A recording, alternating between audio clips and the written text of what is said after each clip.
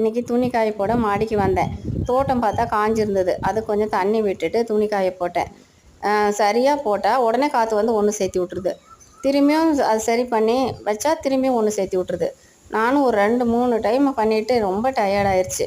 சரி நம்ம கீழே கிச்சனுக்கு வந்து டீ போடலாம் அப்படின்னு சொல்லிட்டு வந்துட்டேன்.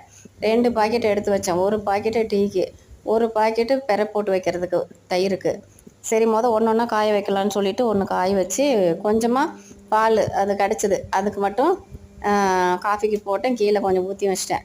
சரின்னு அது கலந்து கொதி வரட்டும். பச்சை பால் தானே, நல்லா கொதிச்சு வந்தால் தான் நல்லாயிருக்கும். இந்த இதை அப்படியே வச்சிடலாம். ஏன்னா அதுவே பால் ஆயிக்கிட்டோம். இப்போவே வச்சோமா நம்மளுக்கு கேஸு தான் தேவையில்லாமல் தீரும். அது இன்னும் 1 மணி நேரம் 2 மணி நேரத்தில் அது பால் வந்துடும். பால் ஆயிக்கும். அப்புறம் அதை காய வச்சுக்கலாம். இது கொஞ்சம் ஸ்ட்ராங்காக இருக்கட்டும்னு கொஞ்சம் தூளை போட்டு கலச்சி விட்டு ஒரு காஃபி குடித்தா கூட ஒரு அழகாக குடிக்கணும். அதனால் குடிக்கிறதுக்கு வந்துட்டேன்.